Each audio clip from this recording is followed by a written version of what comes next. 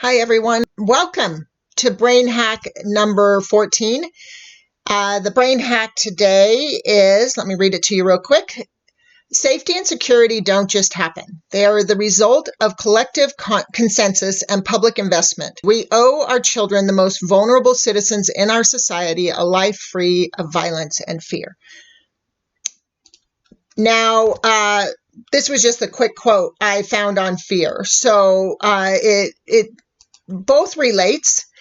And there's the part about violence and stuff. But I do want to talk about fear in general and the fight or flight response. So it does apply. And I love what Nelson Mandela is saying there and the consciousness he's putting forth. And I really want to address this right now. Between the coronavirus and the earthquakes we've had in Utah all week, I have a lot of clients contacting me about fear.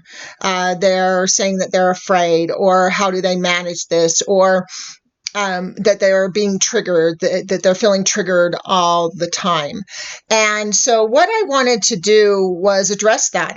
Let's talk about it. This is what I'm talking about when people send me notes like this is how can I put this message out to everyone? And so in one text I received this week, I had a very specific question about fear response that I thought would set up a good foundation for me to explain some of the higher phase results we get in this work. So as we move through the Inspired Evolution Project, and I talk about phase 1, phase 2, phase 3, phase 4, and phase 5, this is really what we're striving for in the deeper levels of phase 3 and 4 that I'm going to talk about today. So if you're new to it and you're just in phase 1 and 2, that if you're doing practices every day, you should be able to start moving into phase 3 within just a week or two of beginning.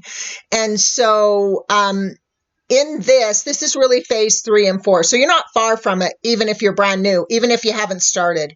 This is really the deeper work that we're getting to. So I've gotten permission to read the texts I received. And so I want to use them kind of as a foundation for what we talk about today. And the first text read, I'd like to hear your thoughts regarding safety. It is connected to externalized value and how it can be given or taken away. I want to feel what it is like to have an internalized sense of safety that cannot be influenced by external circumstances. So that was the text. So to begin the discussion, I would like to talk about the primal response system. So how primal responses work in response to threat of death. So if a primate's life is at risk. So I want you to imagine that, because this isn't just primates, this is all animals have this response. So I want you to imagine a gazelle.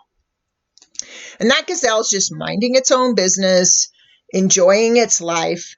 And then all of the sudden, a tiger is chasing it, right? This is the experience of having our safety given or taken away, right? The gazelle's perception of safety is now being controlled by the tiger. And so for some of us, our safety is now being controlled by a virus, or for others, it's being controlled by earthquakes, or by not being able to go to work, or having to go to the grocery store. So when we experience threat, that tiger, and for humans right now, I'm going to use the virus as an example of the tiger. So whatever that tiger is in your life, think about that. Associate. Are you home from work and worried about how you're going to pay your bills with a month off work or possibly longer? Are you worried about catching the virus, or someone you know catching it, or do you know someone that has it and is in the hospital or something? Or do the earthquakes scare you? So pick the thing that right now might feel like a threat in your life. And we're going to use that. So what happens is the minute that threat is perceived, so the minute our brain picks up, oh, there's a threat, the amygdala is triggered. So the amygdala is our fight or flight response, and it's activated. And the very first thing it does is shuts down the prefrontal cortex. And so the prefrontal cortex is really what makes us human. It's where we learn and explore and and absorb new information. And so it's also where we feel centered and grounded. So as this happens, all those mechanisms are turned off and the brain reacts according to training. And when when it reacts according to training, this is old early training. So it may be primal. Phobias are a good example of primal fears, being afraid of spiders or snakes. Right? These are just sometimes encoded into our DNA, or they're things we picked up in early training or family patterns or things that have happened in life, right? But we're just reactive. We don't have this higher reasoning ability that we usually have as a human. We're reduced to that animal reactivity because the body has to respond quickly. So this is the way it works, again, for almost all animals. They have this amygdala response. So the reaction that we experience is fight or flight. This fight or flight will either become aggression, fight, right? So this is when we're really reactive and angry and we snap at people because of the fear. There are a lot of people that are being very reactive right now. And this is a fight. Aggressive is a fight response. And then there's the other half of that, which is flight. This is the passive response. This is freezing or withdrawing or breaking down, avoiding, right? This is our flight. So we do this to survive. This is the fear response. This is how we respond. And so what we're doing is we're trying to survive.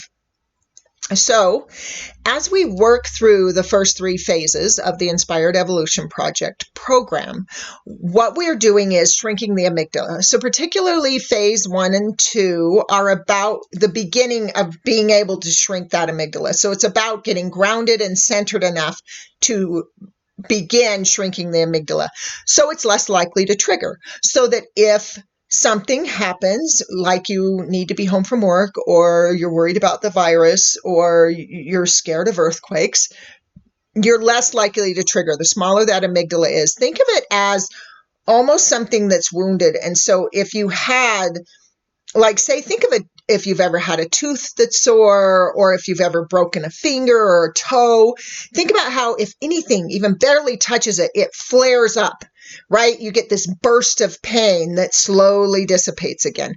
This is exactly how the amygdala works. So think of it as something that's inflamed, and that the minute the thing happens, it triggers fast. But as you shrink it and it becomes less inflamed, now, like months after you've broken a bone, if you bump against it, you might get a tiny flare up, and then eventually you'll get no flare up at all. So this is what we're doing with the amygdala. We're actually shrinking it.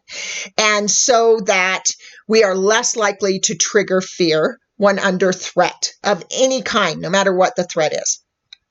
So the big question, though, is what happens when the fear is no longer triggered? So this is where what I do in the Inspired Evolution Project is different. It takes a different path than most of what's out there. So I'm going to use an example with a follow-up text of what I received from this person. So they had that initial text about being in fear. And I was like, sure, I'll figure out where I'm going to put it. I was deciding to use it in a brain hack or a meditation. And so I said, sure. I received a text after that from them. And what the follow-up text said is, I've been thinking about it. I've been thinking about my issue about safety. I thought that the virus issue was something never experienced before by all of mankind. I realize now that pandemics are not new to humans, just new to me. They listed out a lot of different pandemics, and I don't necessarily need to list those out. So to paraphrase, humans have survived many pandemics. We will survive as humans, as we always have. And so the person then goes on to say, they have been using the meditations to let go of their fear. They say, I am now aware of my ancestral DNA that is very familiar with pandemics. And they made it through. I already have what I need from them to see this through. So this is a great realization, right? This is like, oh, that aha moment, like, oh, this isn't our first pandemic. In fact, we have viruses every year that kill people. We have flu viruses. There are things like the AIDS virus. There are viruses people carry in their body all the time. So we do have viruses, and some of those viruses kill large numbers of people and some don't. And this virus was different than other viruses in several little ways, which was alarming. And so we're being cautious now. What we're doing is we're doing social separation. And this was an ingenuity of the CDC, that we are going to so we're not going to make this an epidemic. We are going to retreat. We have social media and all these great resources to get information into everybody's hands. Let's stay in our homes just to prevent the spread of the virus, so less people die. This is a great response. But in both of these situations, realizing that we've survived pandemics, epidemics before, and figuring out logically things to do. This is still the primal response, figuring out logically. And this is what we've used as primates to go into rest and digest. So primates are the weakest of all predators. And so in response to being that weak, we developed this ability to reason, to think, to analyze, to look at what's in front of us and say, okay, what can I do with this? And we've used this to reconcile our fear. This is the difference between primates and a lot of other animals. So this was an improvement in the primate species that other animals don't experience, which is, let me think this through and not be reactive. So if I look at a species like my dog, he's just reactive. Things happen, people walk by, he barks. That's his reaction. Primates have the ability to pause, to consider, to think through the situation and come up with a plausible reason to be safe. And this is exactly what this second text is. It's that response that says, okay, I've thought this through. Now, it's an evolved thing through, and prompted by that meditation practice, right? But it relies on that logic, that reason. So what happens in the situation where I don't have logic and reason? What if I didn't think about my ancestral DNA surviving this? I can think of probably 20 things in my head right now that argues the point of DNA and that will keep me safe. But I'm not going to do it. But maybe some of you out there are. Maybe some of you out there are arguing it right now. And this is what happens in the primal brain. And this is where a lot of us get to this point of rest and digest. Oh, okay, I feel safe, so now I'm okay. And this is where we stall. When I talk about this program and I talk about this 100% success rate with people who apply it, and I talk about the 70% that won't apply it, that 70% are the people that become comfortable. Life becomes comfortable enough. They stop striving for incredible. They stop striving for just this spectacularly vivid experience of life. And this is similar to that. So we can bring ourselves to safety and reason, and a lot of people are really good at it. But if we just return to feeling safe again, it doesn't remove the threat response. So you might have quieted the amygdala at this moment. So the amygdala triggered and flared up, and now you got it to relax again. So think about that broken toe. You stub the toe, that pain flares up. So you maybe sit down and elevate your foot, and then eventually the pain reduces, right? But if you stub your toe again before it heals, it's going to flare up again. And that's kind of where we are at this point. When we come to this place where we say, okay, no, I feel better. I feel safe again. We haven't gotten rid of the tiger. The tiger's not gone, but we're inside our cave and we feel safe now. So, it's still about answers. I am so glad that this person used meditation and achieved this space of peace. But what I'd like to do for them and for all of you is to just take it one step further.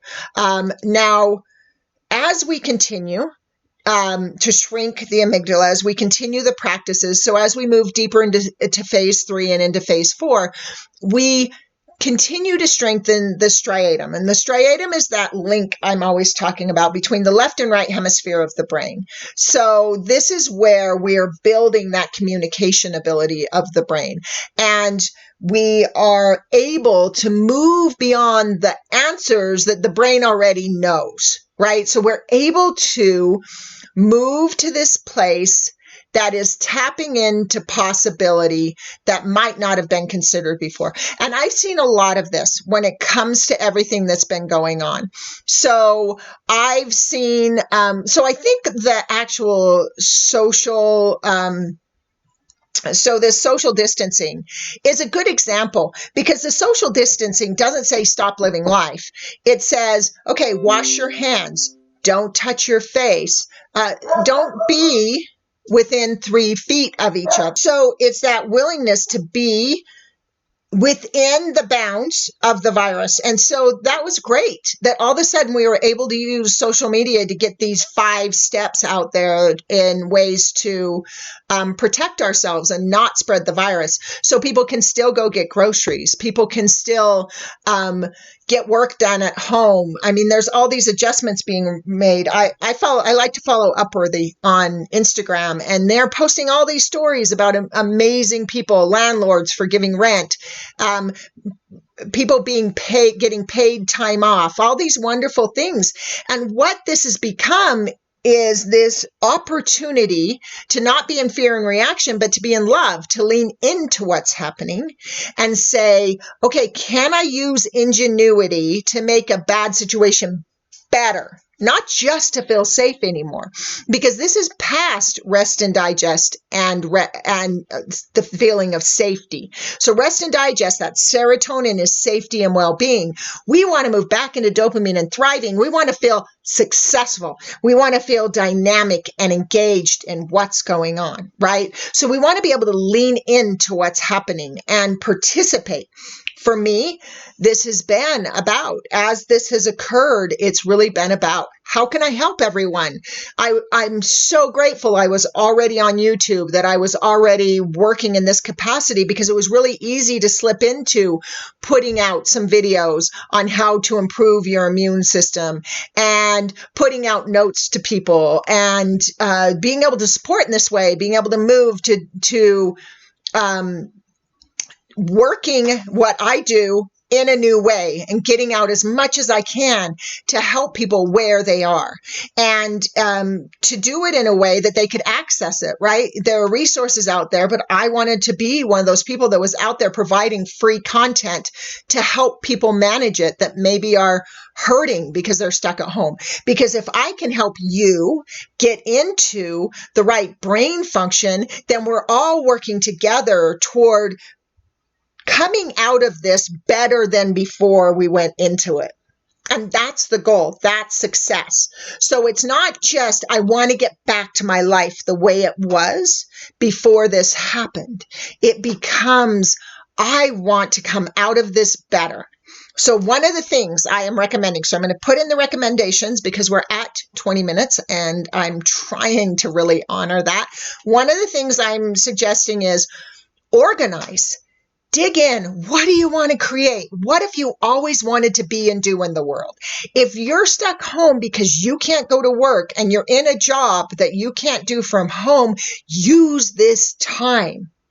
Take this time and put a little bit of that soul that you've been wanting to express out into the world. Find resources. YouTube's full of free classes. So if you've always wanted to learn something that you've never learned, use this time to learn that. Come out of this social distancing a more evolved person than when you went in.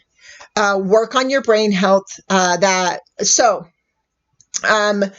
Introduction to Brain Chemistry.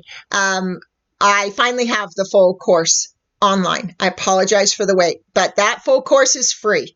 So you can go to our website, inspiredevolutionproject.com, and you can take this next few weeks to improve your brain function so that everything in your life is better. You have time now. Social distancing just gave you a bunch of time that you could put towards making something amazing come out of what's been a tragedy.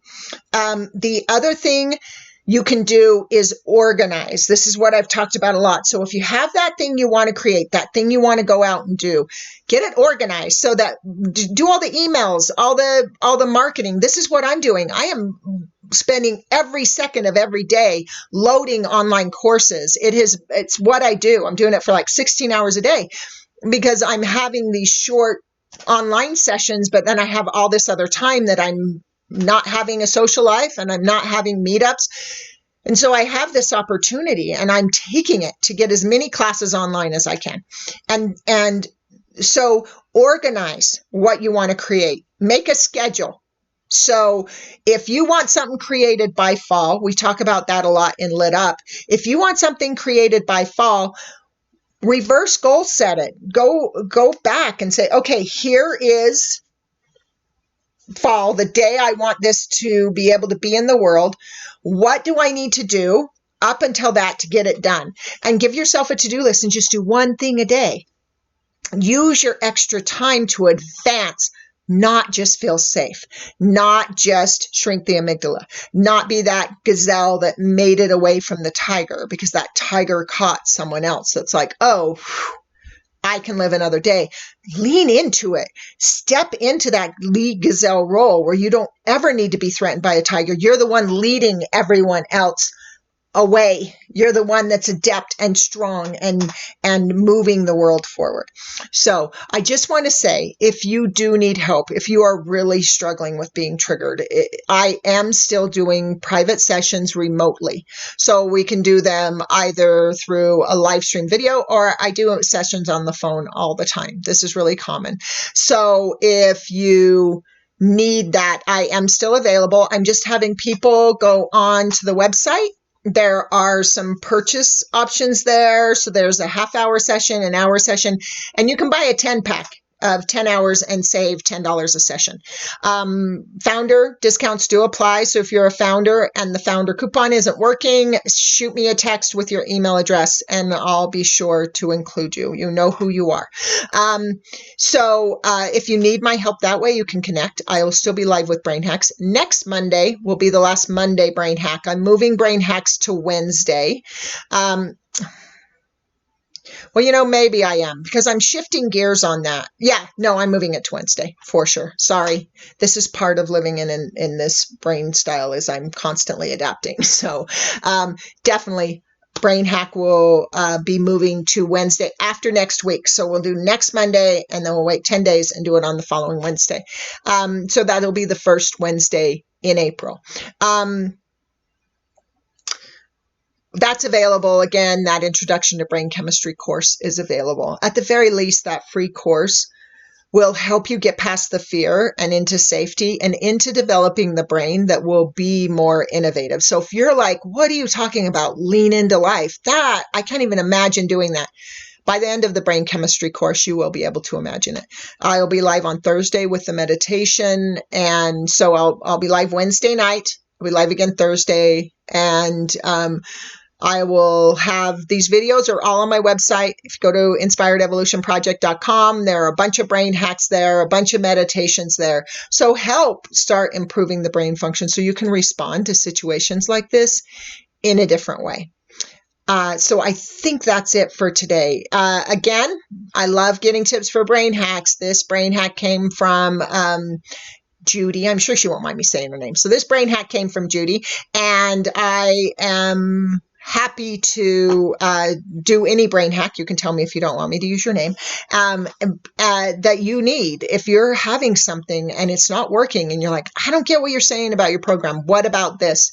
Send it to me and I will do a brain hack. I will do a brain hack about it. So I think that's it for today. I hope everyone feels more than safe and well.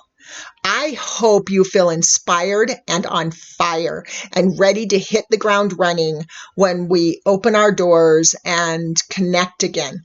What do you want to create? That's the question for today. What do you want to create? And from there, whatever you decide as you move forward, I wish you tremendous success on your journey.